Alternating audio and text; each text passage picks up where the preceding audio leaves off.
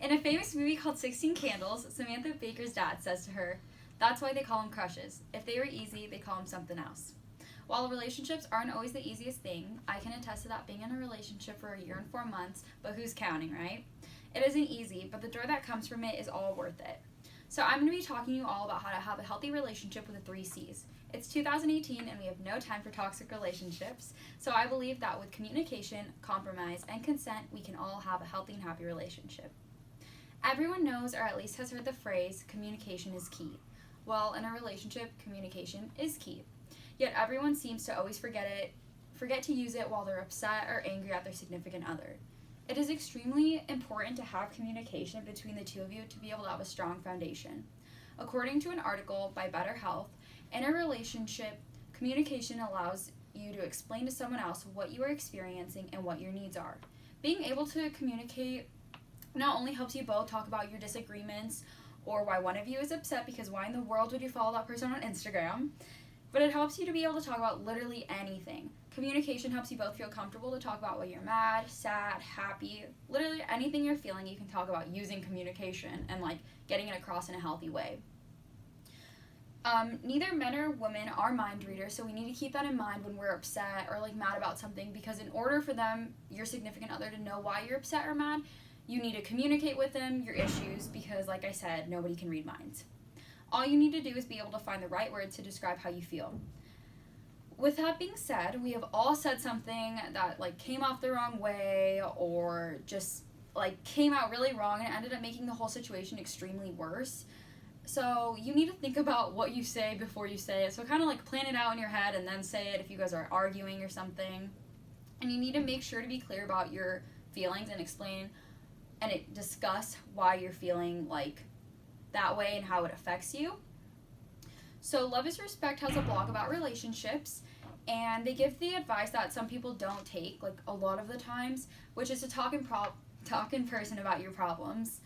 Texting or even calling can be misinterpreted a lot of the times because you can't see the other person's facial reactions or facial expressions, and you can't see the way that they're saying it, if they're kind of having an attitude when they're saying it, or they're genuinely saying it to try to be nice. So it's really important when you're discussing a sensitive topic, especially. And I know with our generation, everything is about our phones and social media. So you need to kind of remember that communication is key with your significant other, and you can't be texting them or DMing them, whatever, saying hey, I'm mad at you with an emoji. You need to be in person and be hey, I'm mad at you because you did this or that. And then they'll respond to you without using an emoji, but their words. So overall, communication is one of the most important and needed things for a better and healthier relationship.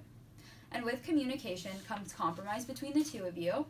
We were all little kids years ago, and we've heard the word compromise plenty of times since then. I learned it by wanting a toy or a candy or something, and my parents would be well, in order to do that, you need to clean your room or you need to get good grades. Something along the lines where I get something, but I gotta give something as well. Now, being in a relationship, I compromise such things as, well, since you flew up last month, I'll fly up this month, only to make it fair. Body and Soul has an article called The 5 Rules of Fair Compromise in a Relationship. These 5 rules of theirs are: both of you need to give up something, not just one of you, engage in positive compromise, avoid talking about compromise when you're angry, make your own priority list, and accept help. You need to realize that compromise isn't just one of you changing something or one of you giving up something. That's not compromise. Compromise is literally you guys both agreeing to do something for one another. And you both need to be working together so that you can be doing something to make each other happy. Positive compromise is also only the compromise because, like I said, we're in 2018 and there's no time for toxic relationships. When you're angry, talking about compromise isn't the best idea, just because you're in the heat of the moment and you guys are both really hot-headed and you guys clearly will not get to a good compromise or even have good communication when you guys are in the heat of the moment. So you guys should definitely calm down and wait until you guys are both relaxed to talk about this and make a compromise. Having your own priority list is also extremely important because you need to make sure that you have your priorities straight. If your boyfriend or girlfriend says to you hey, you need to stop studying so we can hang out, you should be able to say no to that if that is a priority, which I do believe that school should be a priority for everyone. So I know that it can be hard to say no, but you need to have your own priorities straight before you even get into a relationship so you know what to do. And I know compromise can be difficult because especially as a girl, I always want to think that I'm right. But having compromise helps not only one person be happy, but the both of you be happy with the relationship and how you guys handle disagreements.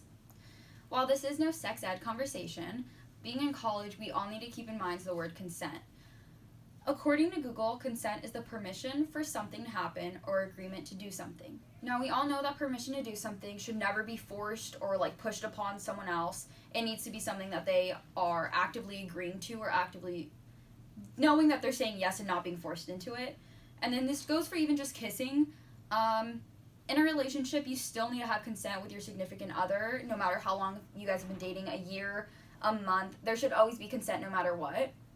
You cannot just assume that they want to have sex or hook up just because you guys are in a relationship. There should always be the question of, do you want to have sex? Do you want to hook up? Planned Parenthood has an article about relationships, and they even discuss that you need to talk about sex openly. You need to be discussing what you are both comfortable with and not comfortable with. And Planned Parenthood says that you should never pressure your significant other into doing something that they don't want to do, and never let them pressure you. And I know that talking about sex can be uncomfortable to some people, but it is necessary if you guys are in a relationship and you guys are doing it. That should definitely be a topic that you guys shouldn't be too uncomfortable about, since you guys are literally doing it. But consent to have sex, consent to do maybe something your significant other is weary of, consent, consent, consent. It's always needed, and having it leads you to obviously have a healthier relationship, because you guys are building trust in this process of like consenting to each other. So with that being said, with consent, they would never do anything or force you to do anything you don't want to do. And that's extremely important in a relationship. And even if it's just a hookup, you know that they're not going to push you to do anything that you don't want to do without your consent, of course.